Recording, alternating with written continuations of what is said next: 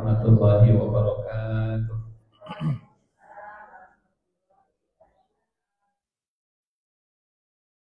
Alhamdulillahirabbil alamin wa bihi nasta'inu ala umuri dunya waddin. Wassalatu wassalamu ala asyrafil anbiya'i wal mursalin wa ala alihi wa sahbihi ajma'in. Allahumma la ilma lana illa ma 'allamtana innaka antal alimul hakim. Allahumma 'allimna ma yanfa'una wanfa'na bima 'allamtana wa zidna ilman wa 'amalan ya rabbal alamin. Amma ba'du. Bapak Ibu, insyaallah kita kembali melanjutkan tadabbur surat At-Tur. Dan seperti biasa kita mulai dengan tilawah ya. Mudah-mudahan semuanya sehat, mudah-mudahan kita dapat ilmu yang bermanfaat dan menjadi bekal dalam amal soleh insyaallah. Kita baca ayat 17 sampai ayat 31. Insyaallah ayat 1 sampai 17-nya karena sering dibaca jadi tos pernah dibaca. 17 sampai 31. A'udzu billahi minasy syaithanir rajim. A'udzu billahi minasy syaithanir rajim. Bismillahirrahmanirrahim.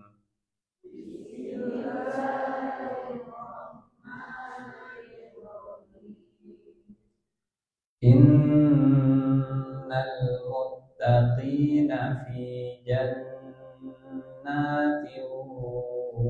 wa na'im.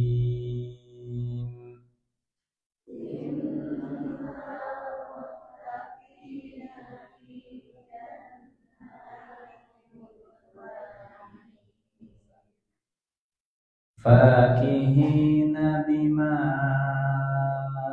atahum rabbuhum wa waqahum rabbuhum azabal jahim.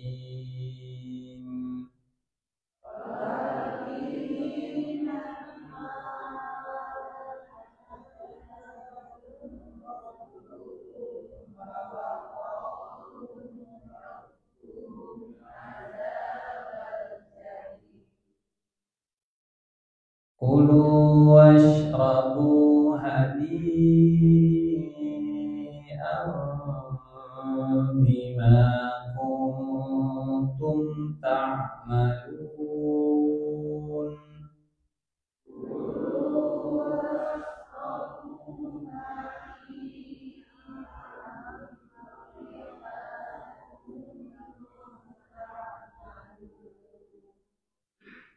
Muttaqi'ina ala sururin masfufah.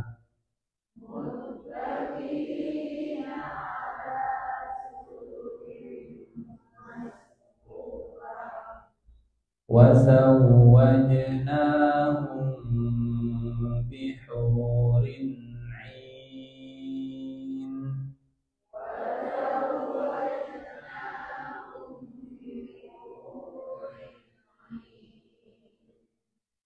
Walladzina amanu wattaba'athum dzurriyyatuhum biimanin alhaqna bihim dzurriyyatahum.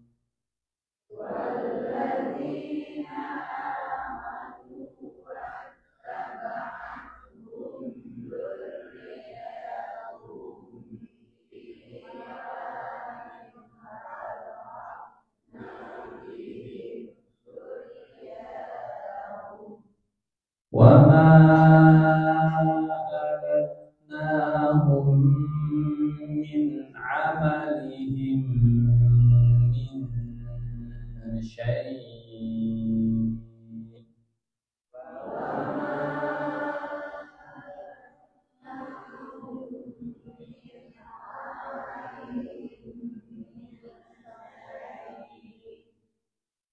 kullu imri'in bima kasaba rahin.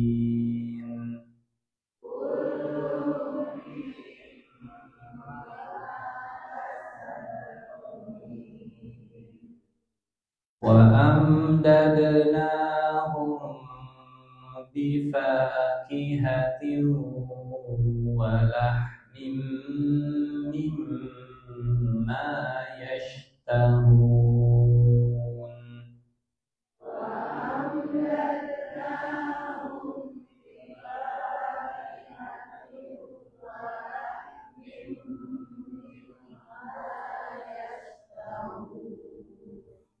Yatanaza'una fiha ka'san la laghwun fiha wa la ta'sim.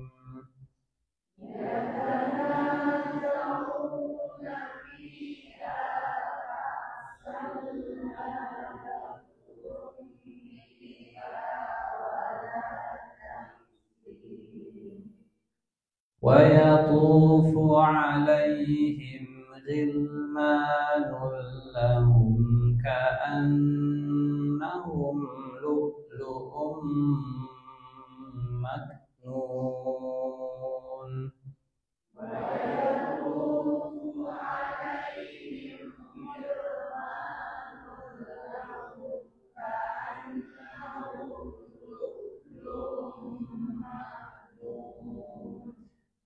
Wa aqbala ba'duhum 'ala ba'din yatasaalun.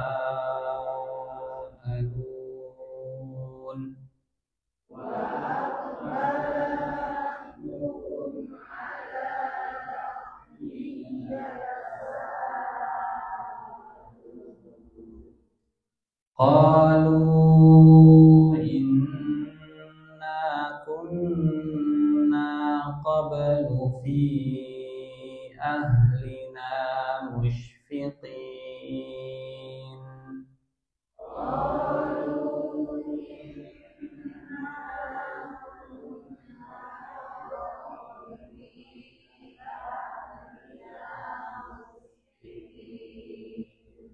Famanna Allahu 'alaina wa waqana 'adzabas samum.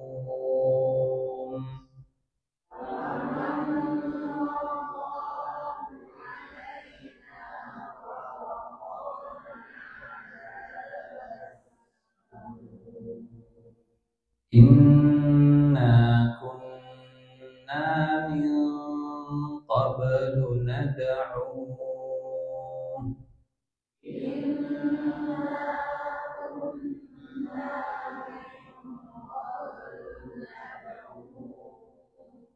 Innahu huwal barrur rahim.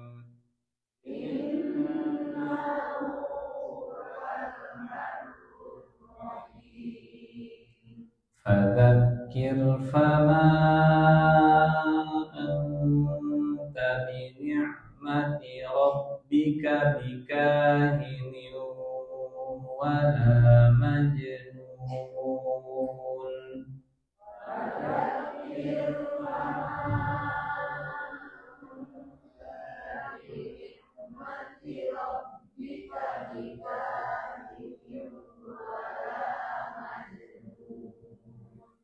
Am yaquluna sya'irun natarabbasu bihi raibal manun.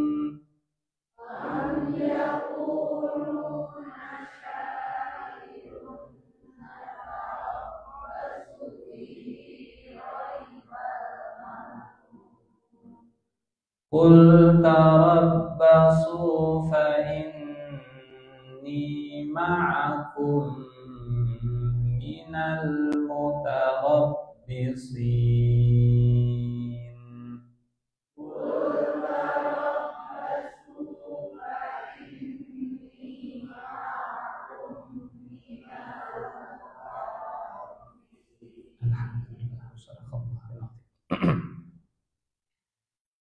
Alhamdulillahirabbil alamin. Wassalatu wassalamu ala asyrafil anbiya'i wal mursalin wa ala alihi wa sahbihi ajma'in. Amma ba'd. Ayat 17 sampai ayat ke-28 ini gambaran yang 180 derajat berbeda dari ayat sebelumnya yang berfirman tentang api neraka. Kalau di ayat sebelumnya Allah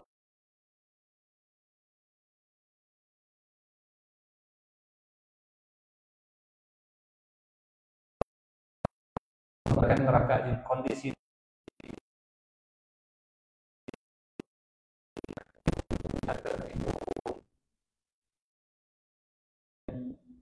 dan sekarang bertanya, apakah sihir atau kalian yang tidak bisa melihat? Apa sihrun hadza am antum la tubsirun?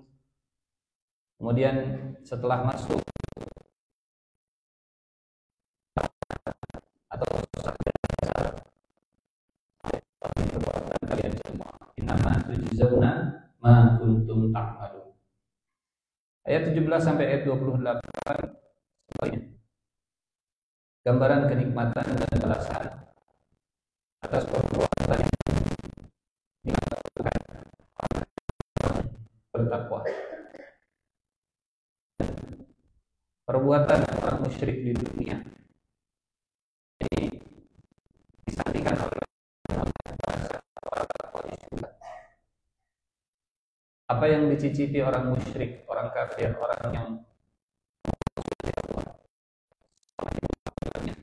kenikmatan kecil di dunia, Allah berikan kepada orang yang beriman di surga dengan gambaran yang jauh lebih sempurna. Jadi fi khawdin yal'abun, mereka itu main-main dalam perkara yang batil. Fi khawdin yal'abun, image-nya, gambarannya seperti apa kondisi orang yang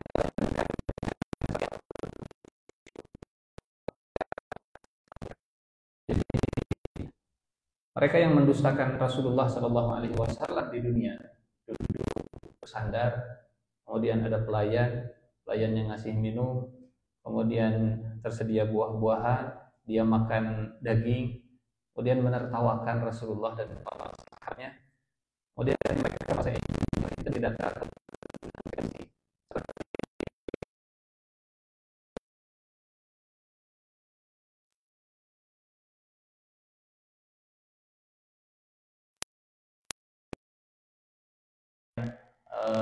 reviewnya, ya, dalam skala 0,0000 sekiannya ke orang-orang. Jadi pada akhirnya Allah akan memberi nikmat kepada siapapun. Hanya ada yang tergesa-gesa ingin di dunia dan mengorbankan di akhirat. Ada juga yang diberikan di dunia hasanah, wa fil akhirati hasanah, wa qina adzabannar. Ini yang pertama, bagaimana pendekatan Allah dalam menyandingkan surga dan neraka, balasan mukadzibin dengan balasan muttaqin di ayat yang berdampingan, ayat sebelumnya dengan ayat setelahnya. Di ayat 17, innal muttaqina fi jannati wa na'im. Sesungguhnya muttaqin berada di dalam jannatin wa na'im, berada di dalam surga dan kenikmatan. Innal muttaqina fi jannati wa na'im. Sesungguhnya muttaqin.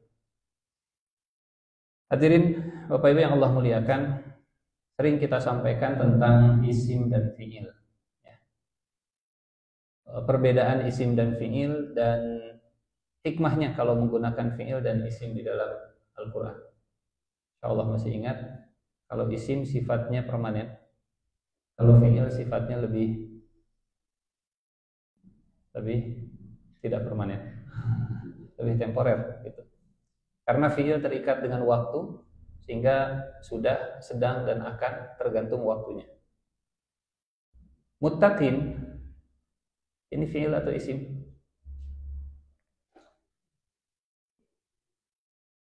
Isim. Fi'il isim. Muttaqin. Ya. Isim fi'il. Muttaqin itu isim. Isim. Biasanya ini rumusnya supaya diingat. Kalau pakai mim itu isim. Kalau ada alif lam al itu isim. Kalau ada al itu isim. Kalau ada ya ta na di depan itu biasanya fi'il. Yattaqun, tattaqun itu fi'il. Ya. Innal muttaqin, sesungguhnya muttaqin dalam bentuk isim. Artinya mereka adalah orang-orang yang permanen dalam takwanya. Kalau pakai fi'il, redaksinya innalladzina yattaquna atau innalladzina taqau. Sehingga surga itu selalu disediakan oleh Allah Subhanahu wa taala untuk muttaqin. Untuk orang yang sudah sampai kepada tahap muttaqin. Karena ittaqau ini naik dan turun masih berproses, masih bertahap gitu ya. Masih naik dan turun. Innal muttaqin, sesungguhnya muttaqin orang-orang yang bertakwa. Kalau di ayat sebelumnya sudah pernah kita bahas apa makna takwa. Apa itu takwa? Secara bahasa takwa itu membuat perlindungan dari bahaya yang datang. Kalau kita memprediksi ada bahaya, kita mengestimasi, kita menghitung bakal ada bahaya, kemudian kita menjaga dari bahaya, menjaga diri dari bahaya, secara bahasa itu namanya sikap takwa. Ini mobil kebut-kebutan, kita pasang pengaman, itu namanya sikap takwa. Ini pesawat mau take off, khawatir kemudian kita terjungkal, kita tegakkan sandaran, itu namanya sikap takwa. Ini sebentar lagi mau krisis ekonomi, kita kemudian nabung pakai emas, itu namanya sikap takwa secara bahasa. Ini anak mau kuliah di luar negeri, kita ingatkan ini pergaulan di luar negeri kayak begini, pergaulan di kampus kayak kieu, menjaga diri, membekali anak supaya terjaga dari bahaya pergaulan, namanya sikap takwa. Mau perang pakai baju besi, itu namanya sikap takwa. Pergi dari rumah melihat info BMKG bakal hujan deras, bawa payung, bawa jas hujan, itu namanya sikap takwa. Keluar rumah naik motor ke jalan raya pakai helm, itu namanya sikap takwa. Tahu bahwa ada neraka, bahaya besar, sehingga menyiapkan diri supaya selamat dari api neraka, itu namanya sikap takwa. Innal muttaqin. Karena di ayat sebelumnya Allah menjelaskan fawailu yauma idzil lil mukadzibin. Celakalah orang-orang yang mendustakan. Orang yang mendustakan mereka tidak punya sikap takwa. Orang yang mendustakan mereka enggak akan waspada. Orang yang mendustakan mereka akan mengabaikan bahaya. Gampang. Sehingga mereka enggak punya persiapan untuk melindungi diri dari bahaya.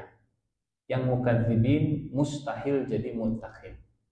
Yang mendustakan mustahil dia akan persiapan. Hati akan terjadi resesi ekonomi, kemungkinan bakal turun nilai rupiah dan mual siap-siap pastinya begitu. Hati nanti pergaulan di kampus gampang lah, kemana kita mau, kita bisa jaga diri. Itu namanya mukadzibin. Lawan dari mukadzibin adalah muttaqin. Fawailu yauma idzil lil mukadzibin di ayat sebelumnya. Di ayat tentang surga, innal muttaqin. Dan para ulama menjelaskan takwa itu dengan bahasa yang indah. Di mana Allah mengharapkan kita ada, di situ kita ada. Di mana Allah tidak mengharapkan kita ada, di situ kita tidak ada. Sikap takwa ya sederhananya menjalankan apa yang Allah perintahkan, menjauhi apa yang Allah larang. Sebenarnya apa yang Allah harapkan? Kalau saya sedang ada di tengah keluarga, sepertinya Allah berharap saya di tengah keluarga jadi orang yang lembut, ramah, baik. Itulah sikap takwa. Allah tidak mengharapkan saya di tengah keluarga jadi sosok yang menakutkan, monster, mengerikan. Itulah sikap takwa. Jadi menjalankan apa yang Allah perintahkan. Allah menemukan kita di tempat yang Allah inginkan, dan Allah tidak menemukan kita di tempat yang tidak Allah inginkan kita ada di sana. Ini makna al-muttaqin. Sebelum kita lanjut, surat At-Tur ini turunnya di Mekah dari Madinah. Makkiyah atau Madaniyah? Makkiyah. Surat At-Tur ini surat Makkiyah. Saat Rasulullah di Mekah sebelum hijrah, kondisi Rasul dan para sahabatnya tertindas atau berkuasa, tertekan atau menekan, tertekan. Banyak ayat-ayat di dalam surat-surat Makkiyah yang bercerita tentang surga, bercerita tentang neraka. Ada pesan dari surat At-Tur ini bahwa kisah tentang surga, kisah tentang akhirat bisa jadi kompas dalam hidup dan sumber motivasi yang sifatnya abadi, ya. Perspektif abadi dalam menjalankan amal, sehingga seburuk apapun kondisi yang kita alami saat ini, rasanya tidak lebih buruk dari kondisi yang dirasakan oleh para sahabat dan Rasulullah SAW, sehingga Allah terus memberikan motivasi berupa innal muttaqina fi jannatin wa na'im. Ada surga, ada surga, ada surga.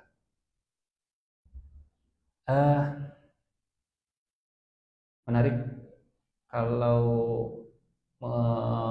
mengulas komentarnya Imam Al-Ghazali saat beliau bicara tentang keikhlasan, ya. Jadi ini sekali lagi, ini bukan hadis, ini statement Imam Al-Ghazali dalam Ihya Ulumuddin. Kata beliau, manusia itu dalam beramal motivasinya 3, yang rendah, yang sedang, yang tinggi. Yang rendah itu motivasi yang muncul dari luar atau motivasi eksternal, ekstrinsik. Yang tengah itu yang transformasi dari eksternal ke internal. Sementara yang puncaknya adalah motivasi dari internal. Ini versi Imam Ghazali dalam beramal. Motivasi eksternal, kemudian pertengahan, dan motivasi internal. Yang dimaksud dengan motivasi eksternal adalah ketakutan seseorang dalam beramal kepada siksa Allah di neraka. Ini yang pertama. Menurut Imam Al-Ghazali, motivasi yang paling rendah dalam beramal adalah kalau beramal karena takut saja. Takut neraka, takut dihukum, takut disiksa, takut takut dibakar, dan seterusnya. Sehingga dorongannya adalah dorongan eksternal. Kemudian yang kedua, kata Imam Al-Ghazali, yang pertengahan, yang beramal karena ingin surga. Beramal karena ingin surga. Memang ini debatable. Berharap dapat surga itu apakah motivasi yang sifatnya eksternal atau motivasi yang datang dari dalam, internal. Saya pribadi lebih cenderung berharap surga itu motivasi internal. Tidak seperti di dunia yang iming-iming hadiah, kemudian itu sifatnya eksternal. Kalau sholat nanti dapat ini ya, kalau sholat nanti boleh main game, kalau sholat nanti dapat uang, kalau dapat 30 juz nanti diumrohkan, kalau ini dan seterusnya. Tapi kalau surga, ini karena kita paham surga itu manifestasi dari rahmat Allah Subhanahu wa taala. Lambang rahmat Allah adalah surga. Sehingga berharap surga dalam beramal itu menjadi motivasi yang menjembatani eksternal dengan internal. Versi Imam Ghazali. Dan motivasi yang paling tinggi kata Imam Ghazali adalah mendapatkan ridho Allah, bertemu dengan Allah Subhanahu wa taala. Walaupun ketiganya nggak bisa dipisahkan. Karena kalau orang sudah bebas dari neraka, kemana lagi tempatnya kalau bukan surga? Dan kalau orang sudah masuk surga, apalagi yang dia dapatkan di surga kalau puncaknya bukan bertemu dengan Allah Subhanahu wa taala. Tapi Imam Ghazali kemudian membuat tahapannya seperti itu. Selamat dari neraka, masuk ke dalam surga, kemudian melihat Allah Subhanahu wa taala, mendapatkan ridha Allah Subhanahu wa taala. Karena dalam surat At-Taubah sendiri Allah menyebut ridhonya lebih besar dari surganya. Dalam surat wa ridwanum minallahi akbar. Surat At-Taubah ayat 72. Wa'adallahu al-mu'minina wal mu'minati jannatin tajri min tahtihal anharu khalidina fiha wa masakin thayyibatan fi jannati 'adn wa ridwanum minallahi akbar. Dzalika huwal fawzul 'azim. Allah menjanjikan orang yang beriman, yang laki-laki dan perempuan, jannatin tajri min tahtihal anhar, surga yang mengalir di bawahnya sungai-sungai. Khalidina fiha, mereka kekal di dalamnya. Wa masakin thayyibatin fi jannati 'adn, dan apartemen dan villa, istana, bungalow, apalagi tempat tinggal yang mewah di surga Aden. Wa ridwanu minallahi akbar, dan ridho Allah lebih besar. Ridho Allah lebih besar. Itulah keuntungan yang besar. Dzalika huwal fawzul 'azim. Jadi saat Rasulullah Shallallahu Alaihi Wasallam dan para sahabatnya berjuang berdakwah di Mekah penuh dengan tekanan, kemudian turun surat At-Tur dan surat-surat yang senada, cerita tentang surga, cerita tentang neraka, ini menjadi motivasi bagi para sahabat bahwa tidak ada yang instan untuk mendapatkan kenikmatan. Ya, memang manusia diciptakan ajula ya. Manusia diciptakan tergesa-gesa. Manusia kalau dikasih pilihan mau yang instan atau mau yang intan, pilih mana? Intan yang instan. Mau nyate dulu harus nyembelih dulu, harus ngeluarin dulu kotorannya, harus ngulitin dulu, atau langsung ngagopud wae.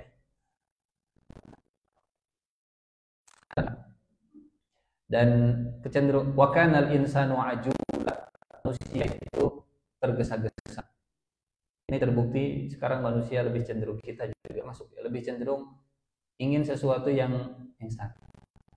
Mau check out, pilih mau yang 3 hari, 2 hari, 1 hari, atau 3 jam, atau Anda check out barang yang langsung sampai.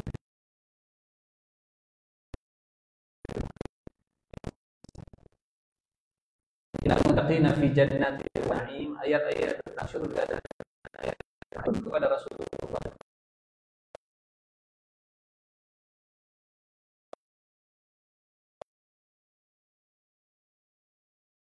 Kenikmatan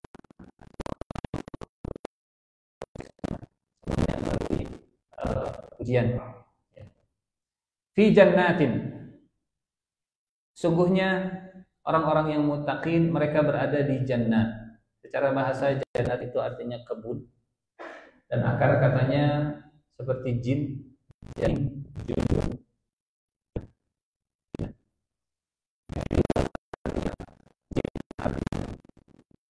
terlihat. Janin artinya bayi yang ada dalam perut. Junnah artinya perisai. Akar katanya semua sama, jim, nun, nun. Hanya beda harokat satu di atas, satu di bawah. Dan dalam bahasa Arab ada rumus, kalau hurufnya sama maka punya yang antara satu kata dengan kata yang lain pasti punya makna yang berdekatan. Ada jim, nun, nun ini huruf yang maknanya sesuatu yang tersembunyi. Jin disebut jin karena dia tidak, mereka bisa melihat manusia, manusia tidak bisa melihat mereka. Innahum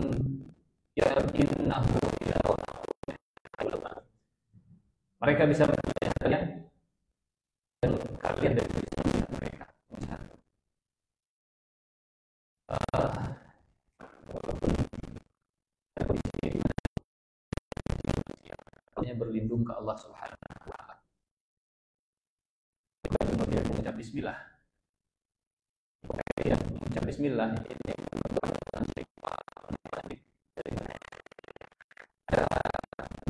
ada Ishaq Taubat. Dia cerita, saya pernah mengirimkan jin untuk dan seterusnya, tapi si jinnya balik lagi, saya nggak lupa orangnya. gimana ceritanya saya ketemu setiap hari kok ada orangnya, tapi saya nggak tahu orangnya. Jin ifrit. Tapi kata jin ifrit saya nggak menemukan orangnya. Sedikitnya sedikit ternyata saya misalnya orang rajin ini Anas mah was-was khanas, jadi terhalang, jadi nggak saja diganggu dilindungi Allah Subhanahu wa Ta'ala. Jin disebut jin karena tertutup, terhalang, tidak terlihat. Janin disebut janin karena tertutup, terhalang, terlindungi, terjaga di dalam rahim.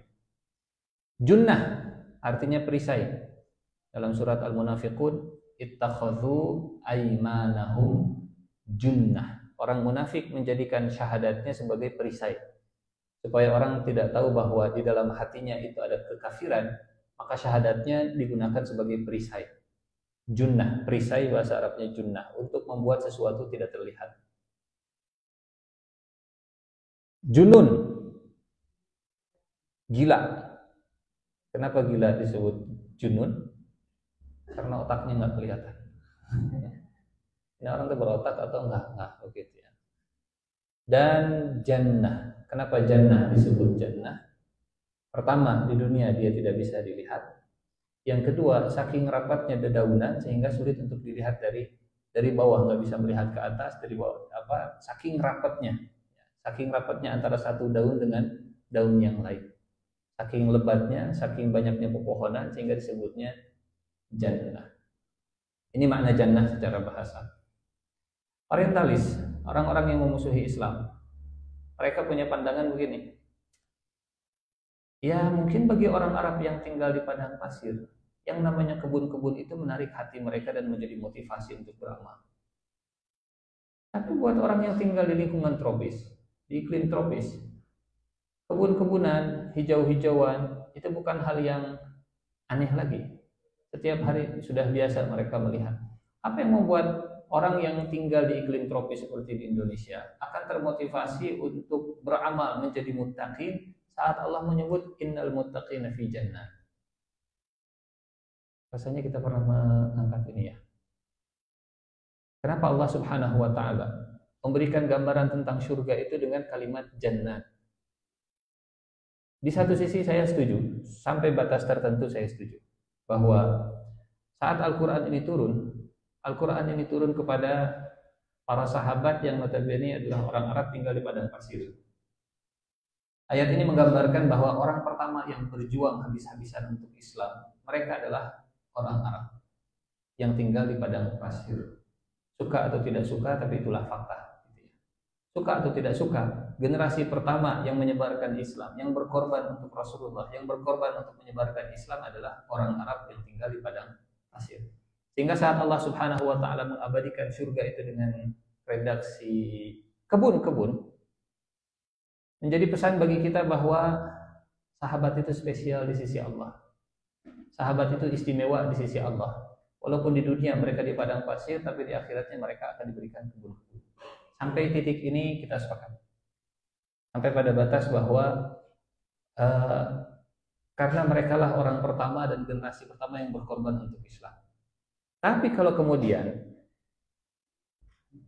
innal muttaqina fi jannat itu, bahwa jannat dan kebun-kebunan tidak menarik hati bagi orang yang tinggal di iklim tropis terbiasa dengan hijau-hijauan, sampai situ kita nggak setuju.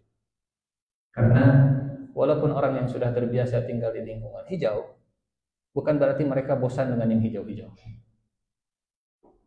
Lihat saja orang yang semodern-modernnya manusia bikin gedung, pasti yang namanya greenery itu, hijau-hijauan itu akan dilibatkan. Gedung yang dibuat manusia itu ada bosannya, sehingga ada versi update-nya. Oh, dulu orang suka dengan bentuk bangunan tuh versi Belanda, jangkung atapnya ke atas. Jadi dengan waktu orang suka dengan yang rumah itu tiangnya gede ke atas. Tapi makin kesini orang mikir asa capek ngurusnya. Cenderung konsepnya minimalis modern, unik, kecil, campur unik, dan seterusnya. Yang penting mas simpel, yang penting mas sederhana. Dulu orang senang dengan banyak lekukan-lekukan. Sekarang orang cenderung yang penting mah simpel, gampang dibersihannya, nggak banyak debu yang nempelnya dan seterusnya. Dulu rumah-rumah banyak yang ventilasinya di bawah, kemudian ventilasinya di atas, ada yang macam-macam lah. Manusia gampang bosan kalau itu buatannya sendiri. Tapi dari zaman dulu sampai sekarang, manusia nggak pernah bosan dengan yang namanya pepohonan. Firaun nggak bosan dengan pohon, kita juga nggak bosan dengan pohon. Pohon jeruk dari zaman dulu sampai sekarang gitu-gitu kayaknya nggak ada istilah bosan jeruk teh kieu kieu. Bosan pohon kelapa teh kieu cik rada kumaha kitu pohon kelapa teh. Ciptaan Allah itu tidak pernah membuat manusia bosan. Bosannya manusia teh diciptakan dari dulu sampai sekarang, matanya dua di dia, hidung di dia. Wanya lamun dipindahkeun ka dieu, dikaluhurkeun, telinganya di dan tidak ada istilah manusia versi 2025, di-update 2.0 dan seterusnya. Nah, sudah sempurna dari awal, tidak perlu upgrade sampai akhir. Tapi buatan manusia, kendaraan, ya, kendaraan selalu di-upgrade. Makin canggih, makin canggih, makin canggih, terhubung dengan handphone, bisa autopilot, dan seterusnya. Tapi kendaraan yang Allah ciptakan dari dulu sampai sekarang, itu nggak pernah bikin manusia bosan. Di zaman Rasulullah kuda, di zaman sekarang kuda, gitu-gitu kan namanya kuda. Tidak perlu di-upgrade kuda jadi bermesin misalnya teh, atau kudanya ditambah sayap supaya jadi bisa terbang, atau kudanya supaya amfibi jadi di darat bisa, di laut bisa, dan di udara juga bisa. Nggak perlu, nggak perlu. Artinya balik lagi ke surat At-Tur, saat Allah menyebut innal muttaqina fi jannatin, di kebun-kebun yang hijau-hijau. Fitrahnya manusia, dimanapun lokasinya dia berada, baik di padang pasir ataupun di lingkungan yang hijau-hijauan sekitarnya, semuanya suka dengan kebun-kebunan. Orang modern bikin rumah, pasti pengen di halaman belakangnya ya hijau-hijauannya. Orang bikin gedung setinggi apapun, ini kalau bisa atapnya dikasih atap, istilahnya atap yang hijau, tanaman di atas atap, ya, di rooftopnya dikasih tanaman hijauan dan seterusnya. Atau di dalam gedungnya sendiri kemudian ada air terjun jatuh, kemudian di bandara supaya nggak kelihatan, memang kelihatan modern tapi modern yang kurang natural begitu. Akhirnya ada air terjun, kemudian ada taman, ada ikannya ikan terapi yang ngegigit rorobeheun. Ada kan ikan terapi gararufa begitunya. Orang akhirnya lepas sendal, lepas kaos kaki gitu di situ, enak, geli, tapi akhirnya kakinya mulus dan seterusnya. Orang senang dengan suasana yang natural, suasana yang alami, dan Allah tahu. Karena Allah tahu kejiwaan manusia. Sehingga kalimat jannah bukan hanya menarik bagi orang yang tinggal di padang pasir di Mekah, karena ini surat Makkiyah. Tapi Allah tahu ini pun menarik bagi kita yang setiap hari melihat hijau-hijauan. Satu. Yang kedua, Bapak Ibu ada yang di rumahnya senang merawat tanaman? Boleh nggak Cung? Yang di rumahnya banyak? Insya Allah ada banyak. Saya pengen nanya, apa saja keriuhan saat merawat tanaman? Siram, satu. Daun kering harus dibersihin, kasih pupuk, apalagi nyamuk, ada nyamuk serangga, sirem, ulat, tanaman liar. Kenapa Allah menyandingkan jannatin wa na'im? Kira-kira kenapa? Jannat, na'im, hijauan, kebun-kebunan, dan kenikmatan. Karena di dunia kalau kita banyak kebun-kebun di sekitarnya, satu, memang ada keindahan yang kita rasakan. Tapi kalau datang malam, ya jurig naon wae di ditu. Satu. Yang kedua mungkin hewan-hewan, gitu, hewan-hewan liar. Mungkin jadi banyak nyamuk, mungkin jadi ada suara tongeret masih enak lah. Mungkin ada kerepotan mengurus merawatnya, mungkin ada effort maintenance dan seterusnya. Tapi di surga, di akhirat, kalau Allah berikan jannah, maka semua kerepotannya itu dicabut sehingga jannatin panah. Kebun-kebun dan kenikmatan. Secara bahasa, naim atau nikmat itu akar katanya dari kata nu'umah. Nu'umah itu kelembutan dan kenyamanan. Kuku kalau masih lembut, masih lunak, kata orang Arab, nu'umatu adfarihi. Kukunya masih lembek, kukunya masih lunak, kukunya belum kuat. Jadi kalau hidupnya mudah, hidupnya gampang, kemudian nyaman, nggak ada resiko sama sekali, nggak ada effort sama sekali, itu namanya nikmat secara bahasa. Nggak ada kesulitan, itu namanya nikmat. Kita staycation, misalnya ke staycation. Staycation istilahnya teh, staycation ke tempat yang mahal, pemandangannya bagus, tapi pas melihat harga, seberapa iya sebotol ya 200.000.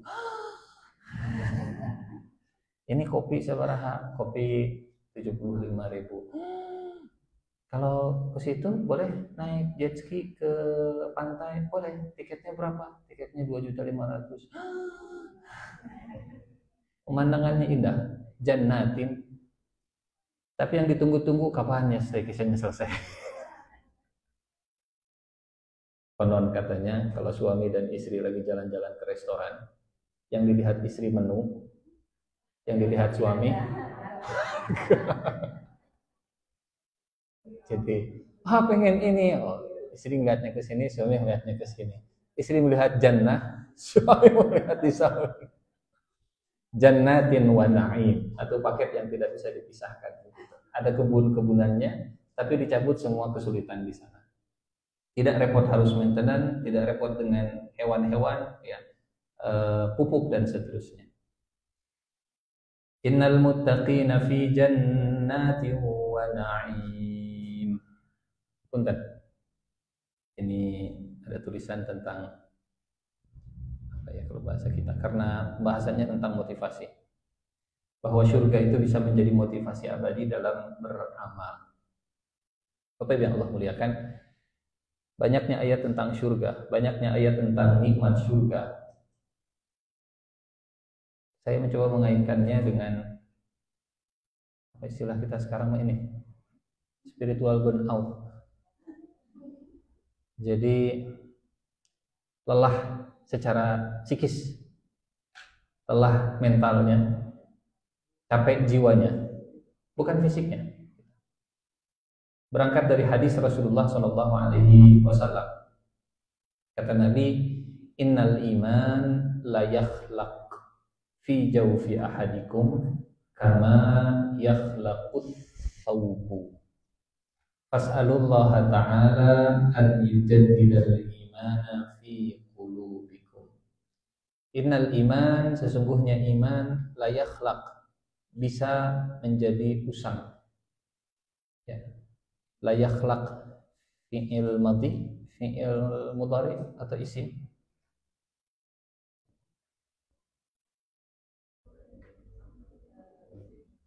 Isim. Ini para ulama berbeda pendapat, masya Allah. Yakhlaq ini fi'il madhi atau mudhari. Mudhari. Sifatnya mudhari itu sedang dan akan, dan enggak pernah beres-beres. Karena kalau yang beres itu namanya fi'il madhi. Fi'il madhi itu sudah selesai, past tense, sudah selesai. Fi'il madhi itu maknanya tuntas. Kalau fi'il yang menunjukkan ketidaktuntasan namanya fi'il mudhari karena berkelanjutan. Yakhlaq ini bukan mencipta, karena kalau mencipta itu khalaqa yakhluqu. Yakhluqu itu mencipta. Kalau khalaqa yakhlaqu itu artinya usang. Usang. Innal iman, hadisnya sahih riwayat Tabrani, sesungguhnya iman la yakhlaq, akan menjadi usang dan bisa terus-terusan usang. Fi'ilnya fi'il mudhari.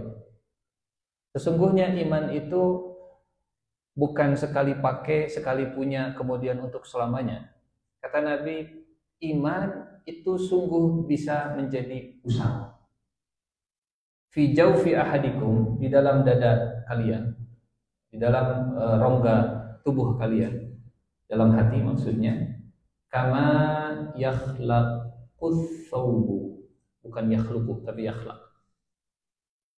Sebagaimana pakaian juga bisa menjadi usang. Kenapa kita tiba-tiba bicara tentang pakaian, iman dan usang? Karena dalam surat Al-A'raf Allah mengaitkan takwa itu seperti pakaian. Walibasut taqwa dzalika khair. Libasut taqwa, masjid yang ada di Pol ini teh STT Tekstil.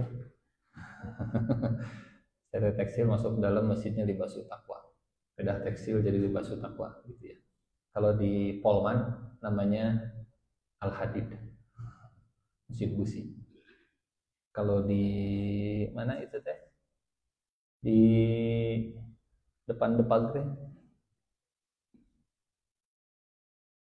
yang mineral-mineral Anes anu di jalan apa itu sebelum Bundaran. Nah itulah pokoknya nama itu namanya Masjid Al Ma'adid karena mungkin pertambangan. Jadi menyesuaikan. Sampai mana tadi kita? Libasut taqwa, libasut taqwa. Takwa itu seperti pakaian, iman itu seperti pakaian. Kata Nabi, sesungguhnya iman bisa menjadi usang di dalam diri kalian, di dalam dada kalian, kama yakhlaqus thawbu, sebagaimana pakaian pun bisa menjadi usang. Fas'alullah ta'ala, maka mintalah kepada Allah an yujaddidal imana fi qulubikum, agar Allah memperbaharui iman di dalam hati kalian. Sekarang orang menyebutnya burnout, ngeheng, ngahiung, ngejeprut dan seterusnya. Tensinya tinggi, kemudian lelah, dan akhirnya futur, muntaber, mundur tanpa berita, hilang entah kemana dari pengajian, mundur tanpa berita, nggak pernah kelihatan lagi di masjid, nggak pernah kelihatan lagi di lingkungan pengajian dan seterusnya. Burnout, mulai meragukan nilai yang dipegang. Benar nggak sih? Seperti baju yang sudah mulai usang. Waktu dipakai mungkin bagus, waktu dipakai menyegarkan penampilan. Tapi lama-lama kalau baju 2020 masih dipakai 2025 juga jadi usang. Out of date fashionnya, modelnya sudah nggak update deh, begitu ya. Mulai meragukan nilai yang dipegang. Kemudian yang kedua, kalau iman sudah mulai usang, spiritual burnout terjadi, yang tadinya ibadah itu jadi memotivasi, akhirnya hanya rutinitas yang hambar tanpa rasa. Yang tadinya majelis taklim itu jadi sumber kita untuk mendapat inspirasi, akhirnya jadi rutinitas. Ada tamu yang pokok nama, bisi kata rosan dan seterusnya. Bahkan merasa terpaksa. Sholat, asa kiri sholat deh. Ini tanda iman sudah sedang usang. Al-iman yakhlaq. Kadang sepi di keramaian. Sholat berjamaah, tapi seperti nggak connect dengan kanan dan kirinya. Sudah mulai sinyalnya banyak terganggu, sehingga nggak banyak nyambung dengan lingkungan sekitar. Sulit mengapresiasi hal sederhana. Jadi kalau dosis sudah terlalu tinggi, gitu ya, sehingga melihat hal seperti matahari terbit dari timur juga nggak disyukuri. Bisa bangun, bisa melek, sehat pagi hari, nggak terasa leher pegel, nggak terasa perut sakit, nggak terasa lemas, biasa saja. Ini sulit mengapresiasi nikmat yang sifatnya mungkin dianggap sederhana dan capek. Padahal sudah cukup istirahat. Tapi bukan karena kolesterol tinggi. Ya dongeng. Bangun tidur capek. Aduh, capek tidur terus, istirahat, tidur lagi. Ya. Ini berangkat dari iman. Iman yakhlaq Kama yakhlaq ath-thawb, seperti baju juga bakal rusak. Dan seperti baju yang bakal diperbaharui. Baju kita cuci, dipakai lagi, dicuci, dipakai lagi. Tapi ada masanya baju ya sudah nggak layak pakai. Kemudian kita ganti dengan baju yang lain. Iman juga sama. Rasulullah membuat perumpamaan seperti itu. Dan apa yang bisa memperbaharui keimanan kita?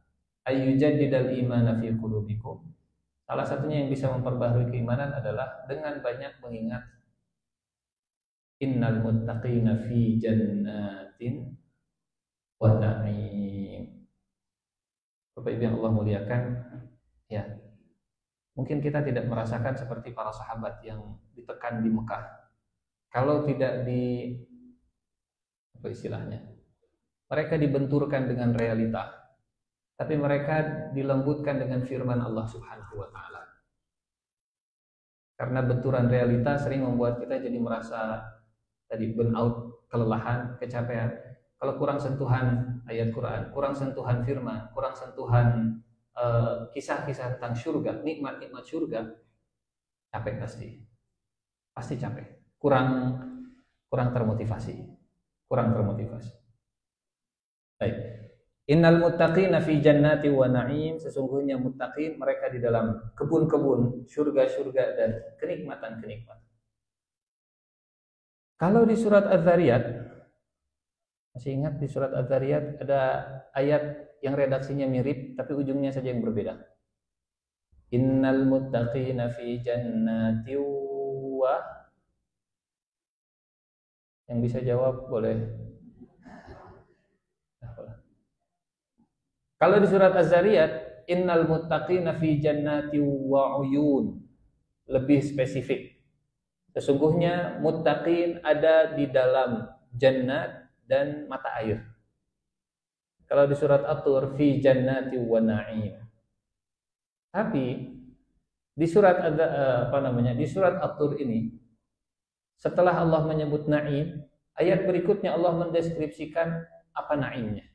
Sementara kalau di surat Az-Zariyat, Allah tidak melanjutkan apa kenikmatan berikutnya. Kenikmatannya cuma disebut satu spesifik. Innal muttaqina fi jannatin wa uyun.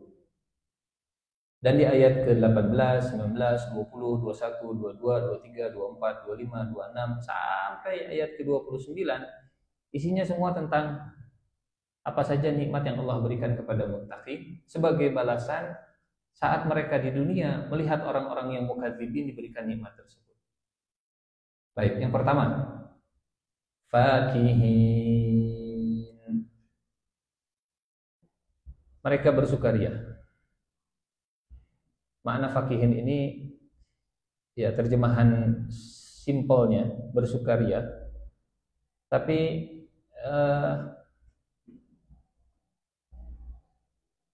kita kalau di dunia bersukaria itu ada masa bosannya. Fakihin itu sukaria tapi nggak ada ujungnya. Well entertained. Betul-betul terhibur dengan puas dan nggak pernah ada bosannya sama sekali. Ini namanya fakihin. Satu. Yang kedua, mereka betul-betul menikmati apa yang mereka dapatkan. Karena ada orang yang diberikan sesuatu, punya sesuatu, tapi nggak bisa menikmati sesuatu. Itu namanya bukan fakihin. Mobil punya, rumah punya, makanan ada, daging ada, sate ada, khas dalam ada, rendang ada, gulai ada, tapi nggak bisa menikmati. Nikmatnya ada, ya, barangnya ada, tapi nggak bisa menikmati. Itu bukan fakihin. Mereka fi jannati wa na'im fakihina bima fakihin. Mereka bersukaria tanpa henti, betul-betul bisa menikmati dan ya betul-betul bisa merasakan apa yang Allah berikan kepada mereka. Di dunia ya, ada orang yang hartanya melimpah, tapi yang menikmatinya justru orang lain. Uangnya banyak, tapi yang menikmatinya justru usaha. Rumahnya ada banyak, rumahnya ada 10, tapi yang menikmatinya justru penjaganya. Mobilnya ada banyak, tapi ragu. Mobil 10 ditumpahkan sedayana. Sekali jalan langsung naik 10 mobil. Satu, sisanya disimpan. Tidak fakihin. Fakihin, makna yang intinya makna fakihin ini adalah betul-betul bisa merasakan semua nikmat yang Allah berikan. Sekecil apapun nikmat semuanya terasa. Sekecil apapun mereka punya sensitivitas yang begitu luar biasa. Sehingga Bapak Ibu yang Allah muliakan, bentuknya bukan innal muttaqina fi jannati wa ni'mah, tapi innal muttaqina fi jannatin wa na'im, kenikmatan yang banyak. Makanannya enak, tapi giginya bolong. Tidak fakihin. Enggak fakihin. Madu teh manis, tapi diabetesnya tinggi. Tidak fakihin. Iya teh kerewedan teh enak, tapi kolesterolnya tinggi, tidak fakihin akhirnya.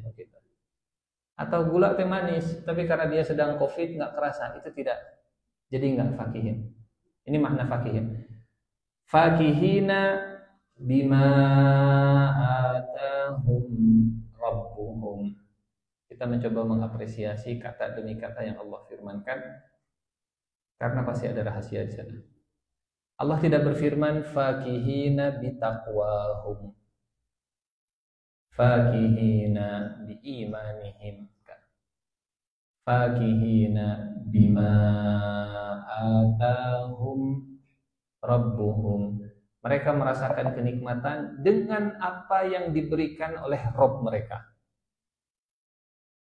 Jadi nikmat yang ada di surga, Allah tegaskan ini diberikan, didatangkan oleh Tuhan mereka. Dan diulang Rabb-nya, wa waqahum rabbuhum. Biasanya dalam bahasa Arab yang namanya itnab itu tidak efektif.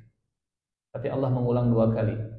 Biasanya orang Arab begini, fakihina bima atahum rabbuhum wa waqahum adzabal jahim. Rabbuhumnya tidak perlu diulang 2 kali. Tapi di ayat ini diulang, atahum rabbuhum wa waqahum rabbuhum adzabal jahim. Mereka bersukaria, mereka bisa menikmati apa yang diberikan Tuhan mereka kepada mereka, dan mereka bersukaria dengan apa yang dijauhkan oleh Tuhan mereka dari azab yang menyiksa. Rabbuhum azabal jahim. Jadi dengan apa mereka bersukaria? Dengan 2 hal. 2 hal ini didapatkan dari mana? Dari Rabb mereka. Kalau boleh saya buat ilustrasi begini. Bapak Ibu kalau tidak mengambil kesempatan sekarang, kemungkinan Bapak Ibu akan bangkrut dan gagal jadi seorang miliuner. Bangkrut dan gagal kaya. Kalau Bapak Ibu ngambil kesempatan sekarang, insya Allah Bapak Ibu akan selamat dari kebangkrutan dan Bapak Ibu akan jadi orang kaya raya. Ambil kesempatannya, ambil Pak Ustaz, bismillah ambil dan jadi miliuner. Kira-kira apa yang membuat bahagia? 2 hal tadi. 1, jadi kaya raya, jadi miliuner. Yang kedua, alhamdulillah selamat dari kebangkrutan. Ini atahum rabbuhum wa waqahum rabbuhum adzabal jahim. 2 kenikmatan yang Allah berikan sehingga membuat mereka bersukaria. Fakihina bima atahum. Oke. Yang berikutnya, kita tadaburi kalimat atahum. Dalam bahasa Arab ada ata, ada jaa. Ata terjemahannya datang. Kalau atabi itu artinya membawa. Jaa juga terjemahannya datang. Kalau jaa ditambah bi artinya juga membawa. Apa bedanya dalam bahasa Arab antara ata dengan jaa? Karena terjemahan bahasa Indonesianya baik ata ataupun jaa sama-sama datang membawa, memberikan sesuatu.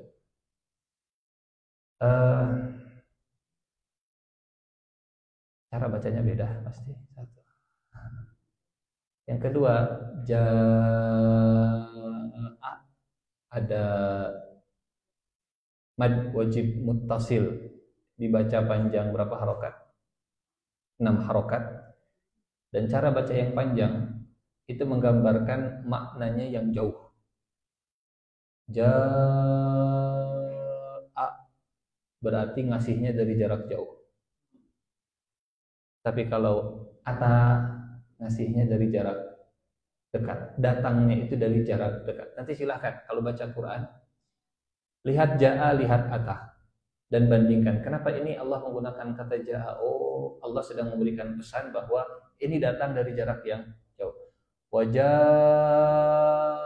min aqsal madinati rajulun yas'a qala ya qaumi ittabi'ul mursalin.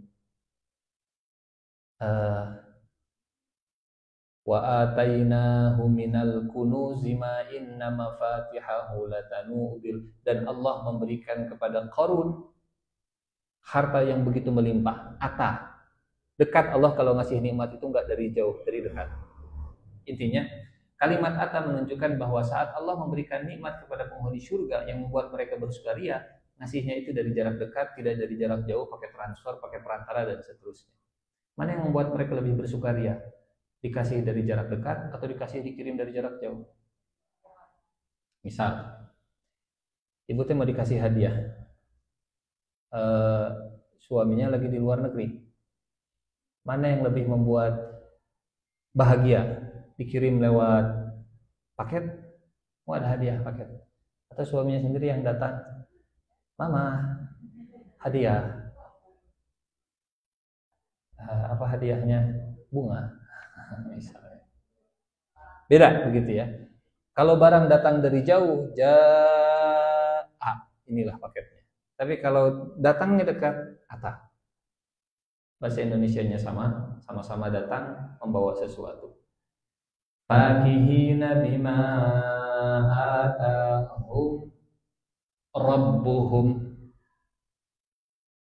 Allah punya banyak nama, tapi nama yang dipilih dalam memberi, Allah gunakan redaksi Rabbun. Karena Rabb itu nama Allah yang berkaitan dengan pengasuhan, perawatan, penjagaan, pemberian, melimpahkan sesuatu, itu Rabb. Gimana saya sampaikan? Oh, di sana. Ya. Interaksi kita dengan Allah Subhanahu wa taala itu terbagi dalam 3 tahap. Ilustrasinya begini, kita punya anak. Siapa yang ngurus anak kita? Orang tuanya. Kita orang tuanya. Anak kita butuh yang ngurus hidupnya karena mereka nggak bisa ngurus hidupnya sendiri. Mereka butuh pengurus. Mereka butuh diasuh. Tumbuh dewasa, mereka bisa ngurus diri sendiri, sehingga muncul perasaan saya pengen terserah saya pengen gini terserah saya pengen gitu terserah saya. Kira-kira peran orang tua setelah anak merasa bisa ngurus dirinya sendiri yang muncul apa sekarang? Sekarang orang tua bukan sekedar lagi yang ngurus, tapi orang tua tampil sebagai sosok yang memberikan batasan dan peraturan, hukum dan regulasi. Mama sebagai orang tua punya hak untuk mengatur kamu sekolahnya ke sini. Bapak sebagai orang tua punya hak untuk mengatur kamu kalau keluar rumah harus pakai baju ini, harus pakai kerudung dan seterusnya. Ini yang kedua. Yang ketiga, mereka tumbuh dewasa. Maka yang dibutuhkan atau kebutuhan berikut, relationship yang berikutnya adalah kira-kira kepada siapa mereka akan menambatkan hatinya, melabuhkan dermaga hatinya di pelabuhan yang mana. Karena kebutuhan sudah terpenuhi, aturan sudah ada, tapi ini hati harus ditambatkan ke siapa? Mungkin ada orang lain di luar sana, di luar orang tua yang jadi tambatan hatinya. Kan begitu prosesnya kalau kita. Dan itulah yang Allah firmankan di surat An-Nas, Rabbin Nas, Malikin Nas, Ilahin Nas. Rabb yang ngasuh, Malik yang ngatur, Raja, Ilah yang jadi tambatan hati dan perasaan. Jadi kalau Allah ngasih makan, beri rezeki, pemberi, dan Itu mungkin hikmahnya kenapa Allah mengaitkan hamd dengan rububiyah. Alhamdulillahi Rabbil alamin. Segala puji bagi Allah karena Allah yang ngurus, ngatur, ngasih, menjaga, menumbuhkan semesta. Rabbun Malikun Ilahun, yang ngasuh, yang bikin peraturan dan yang jadi tambatan hati. Memberi dan menjaga. Atahum awaqahum. Maka nama Allah yang tepat adalah Atahum Rabbuhum wa waqahum. Akar kata dari kata takwa. Tadi kita sampaikan qu anfusakum wa qihimus sayyi'at. Qu anfusakum itu dari kata waqa. Waqa artinya membuat perlindungan dari bahaya yang besar. Wa waqahum rabbuhum, mereka menjaga mereka dari bahaya yang besar, dan bahaya itu bernama azab.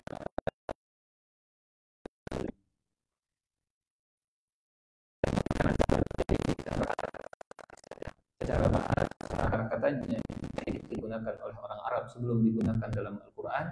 Jahim itulah mata singa sebelum mereka mangsa.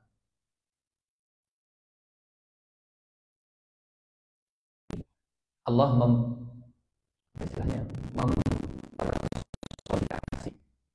menggambarkan neraka itu seperti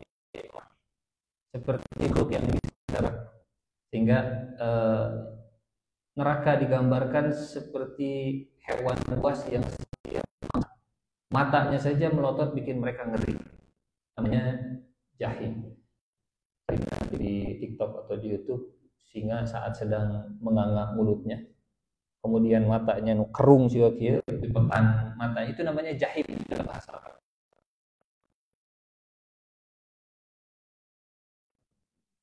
Jahim. Baik. Ayat berikutnya ayat ke-19.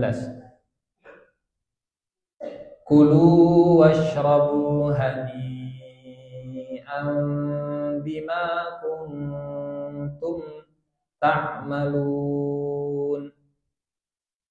Punten.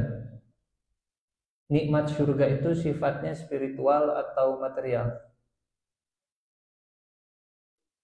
Nikmat surga itu nikmat jasad atau nikmat ruh? Ruh atau jasad?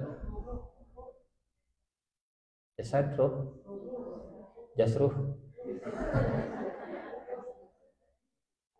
Dua-duanya. Karena ya diberi oleh Allah fakihi nabima atahum rabbuhum, itu nikmat ruh. Allah memberikan nikmat kepada kita, itu nikmat ruh. Kulu washrabu, itu nikmat jasad. Allah memasukkan manusia ke surga bukan cuma rohnya saja, tapi Allah memasukkan kita ke surga itu dengan jasad kita. Makanya nikmat di surga Allah banyak gambarkan. Ini sebetulnya surga itu dunia atau seperti apa sih? Kok nikmatnya tentang buah-buahan, tentang pasangan, tentang tentang istana, tentang rumah, tentang sungai dan seterusnya.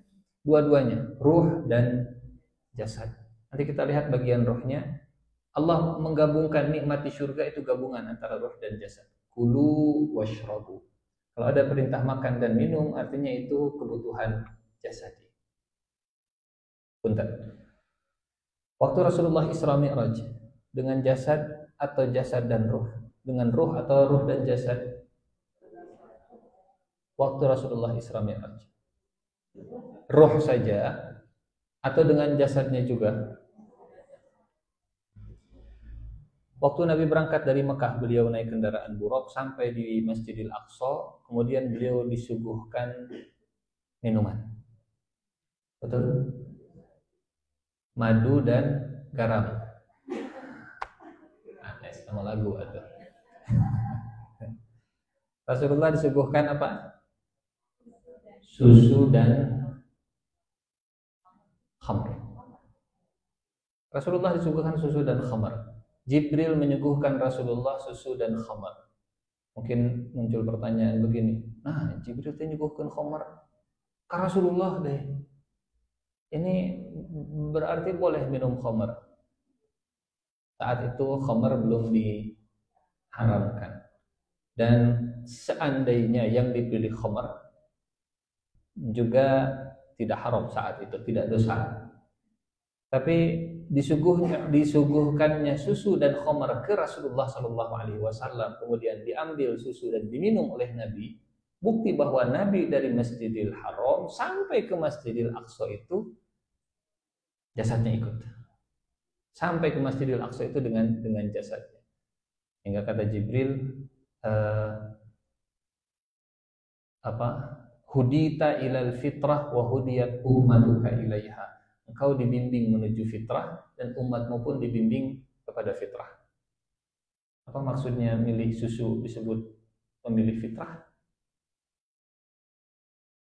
Karena khamr sudah ada campur tangan manusia. Karena khamr sudah ada, apa istilah kita sekarang, processing food. Makanan yang sudah diproses, sudah ada campur tangan manusianya.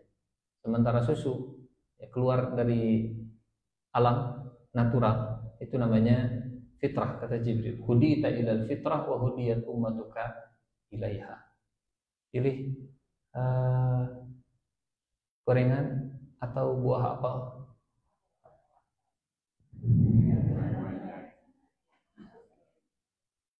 Yang milih apel, hudita ilal fitrah.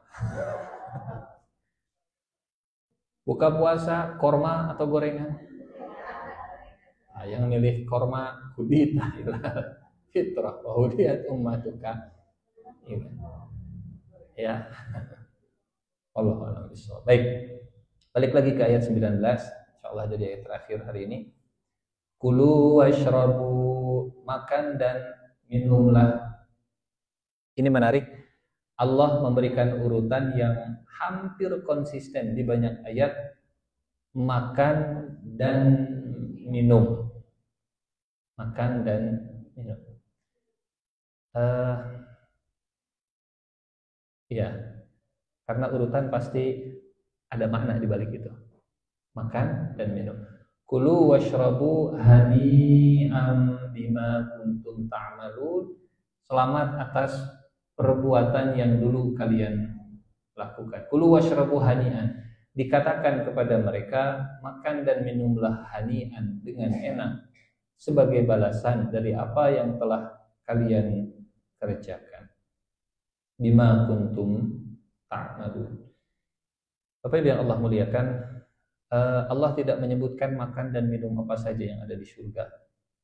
Dan di dalam bahasa Arab, kalau objek tidak disebutkan, artinya semuanya bisa jadi objek. Maksudnya begini, ada transitif dan intransitif dalam bahasa Indonesia. Transitif itu kata kerja, predikat yang membutuhkan objek. Saya membaca, baca apa? Saya menulis, nulis apa? Saya memarahi, memarahi siapa? Butuh objeknya. Tapi ada kata kerja yang tidak butuh objek. Sebutannya apa? Intransitif. Saya bekerja, saya menangis, saya bersepeda. Nggak usah ditanya bersepeda apa, menangis apa. Baik. Antara menangis dengan menangisi berbeda.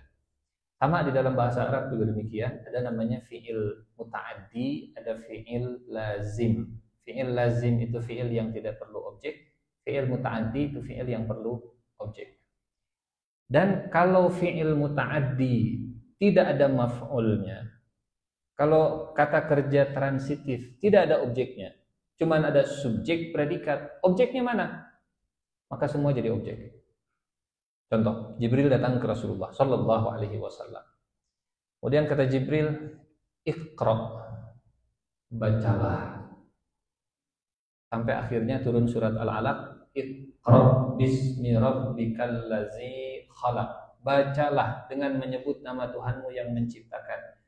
Kira-kira apa yang diperintahkan untuk dibaca oleh Allah di ayat ini? Quran saja atau semua harus dibaca? Silahkan baca semuanya. Baca Quran, baca hadis, baca pelajaran, baca catatan, baca status orang, baca WA, baca berita, baca informasi. Itu termaktub dalam kalimat Iqra. Dari mana kita menyimpulkan baca semuanya? Dari Iqra yang tidak disebut objeknya, maka semuanya jadi objek. Ibu datang ke rumah saya datang ke rumah ibu. Kemudian di meja sudah ada prasmanan semuanya, dari mulai kepala kambing, kepala sapi, kepala ayam, sate dan seterusnya. Ibu bilang begini, Pak Ustadz, mangga silahkan dimakan kepala kambingnya. Oh ya, kepala kambingnya weh hukum. Makan kepala kambingnya. Tapi kalau Pak Ustadz silahkan makan, mangga silahkan makan. Kira-kira mana yang boleh dimakan? Semuanya dimakan. Kalau objek tidak disebut, maka semuanya jadi objek. Itu kaidah yang umum di dalam bahasa Arab yang juga dipakai di dalam Al-Quran.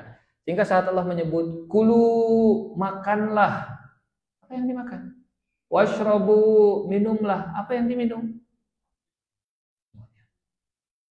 Di akhirat, di surga tidak ada lagi istilah halal, haram, boleh, tidak, thayyib, tidak thayyib, nggak ada. Makan semuanya bebas. Di dunia ya, gitu ya. Ada yang halal, ada yang haram. Yang halal ada yang thayyib, ada yang tidak thayyib. Halal, thayyib, ada yang kebeli, ada yang enggak. Halal, thayyib, kebeli, bawa pulang ke rumah, diambil sama anak. Teka bagian akhirnya dan seterusnya. Tapi di surga, kulu washrabu hani'an bima kuntum ta'malun, apapun yang kita mau, baik makanan ataupun minuman, tidak ada istilah la maqtu'atin wala mamnu'atin. Maqtu'ah terputus, mamnu'ah terhalang. Maqtu'ah mamnu'ah itu begini. Saya pengen buah duren. Oh Pak Ustadz, menuju ke musim. Maqtu'ah. Saya pengen buah duren, kan ini sudah musim. Betul Pak Ustadz, tapi kan menuju kolesterol. La maqtu'atin wala mamnu'atin. Maqtu'ah terpotong waktunya, mamnu'ah terhalang sayanya. Di surga enggak. Semuanya serba ada, semuanya serba boleh, semua jenis minuman ada. Memang di surat At-Tur Allah tidak menjelaskan bagaimana bentuk pelayanannya. Kalau ingin tahu bagaimana pelayanan di akhirat tentang bab makan minum, silahkan baca surat Al-Insan. Ada 3 jenis pelayanan. Ada yang suruh minum sendiri, self service, ya. Ada yang dilayani, ada yang langsung diberi oleh Allah Subhanahu wa taala. Kalau pesta di rumah seseorang misalnya, ada acara, kemudian silahkan kalau makan ambil sendiri ya, itu biasa ya, self service. Ada yang dilayani di mana, di Jawa Tengah biasanya kalau kita ke mana, ke pernikahan, duduk saja, nanti makanannya yang nyamperin gitu ya. Makanannya yang nyamperin, piringnya yang nyamperin, gitu kita nggak usah ngambil makanan sendiri.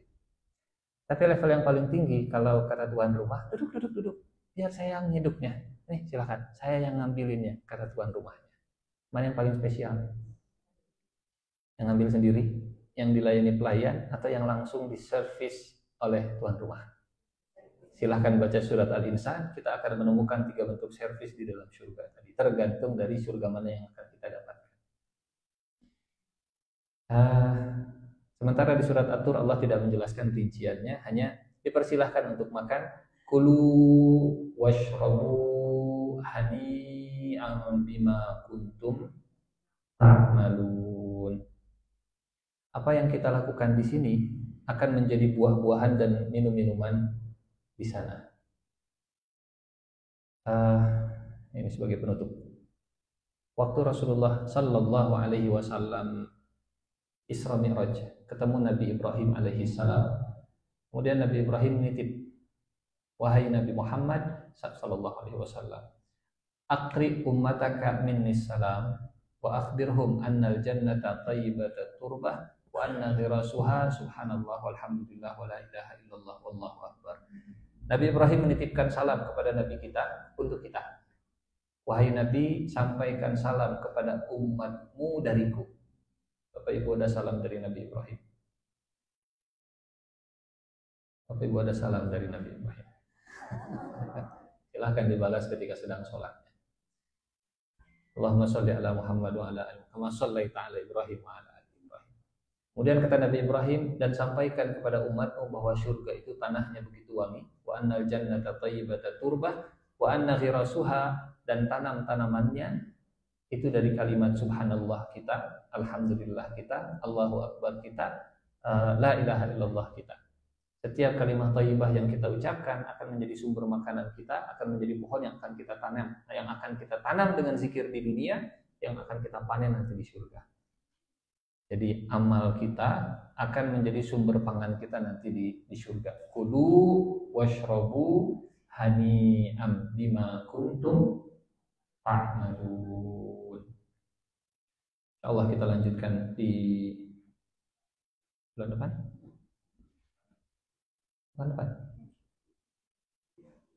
Ya, di pertemuan berikutnya insyaallah. Masih tentang gambaran surga. Dan tadi kita belum tuntas ininya ya. Beberapa faidah dari ayat 17 sampai ayat 29 insyaallah tidak jauh dari poin-poin ini. Akhirat sebagai kompas dalam memberi perspektif abadi dalam menghadapi masalah dunia. Karena surat At-Tur turun di Mekah saat banyak masalah dihadapi oleh Rasulullah dan para sahabat. Akhirat sebagai kompas, sebagai sumber harapan, sebagai motivasi yang sejati bagi muttaqin. Kemudian nanti di ayat 21 ini investasi terbaik kepada generasi penerus, walladzina amanu wattaba'athum dzurriyyatuhum biimanin. Kemudian kebahagiaan bukan sekedar memiliki, tapi mengakui nikmat dari Allah. Fakihina bima atahum rabbuhum. Mereka bersukaria dengan apa yang diberikan oleh Allah Subhanahu wa ta'ala. Karena semakin lengket merasa memilikinya, justru semakin sakit saat berpisahnya. Kenapa kalimat yang diperintahkan dibaca saat musibah itu istirja? Istirja itu innalillahi wa inna ilaihi raji'un. Dapat musibah, kalimatnya kita semua milik Allah. Kenapa? Karena untuk mengurangi sakitnya saat tertimpa musibah, kelekatan dan kemerekatan dengan nikmatnya itu dikikis sedikit demi sedikit. Innalillah. Karena nikmat di surga pun Allah tegaskan bima atahum, karena pemberian dari Allah Subhanahu wa ta'ala, mengikis kepemilikan. Justru disitulah kebahagiaan, ya, pengakuan terhadap nikmat Allah, rasa aman, wa waqahum rabbuhum azabal jahim. Kemudian ya, ini kesimpulan dari bahwa pola interaksi dan pergaulan di surga itu la laghun fiha wa la ta'thim. Bahwa di surga lingkungannya, pergaulannya, komunitas surga adalah komunitas yang mereka terjaga dari percakapan dan perbuatan sia-sia. Laghun. Lagunya lagu. Lagha. Dan seterusnya insyaallah kita lanjutkan di pertemuan lain. Ada pertanyaan? Tidak ada. Ada? Enggak.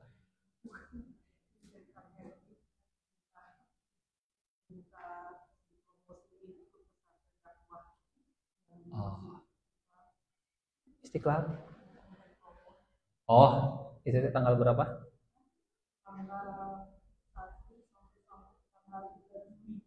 Juli. 1 sampai tanggal 3 Juli ada kegiatan di Istiqomah kayaknya ya. Istiqlal. Oh. Siap.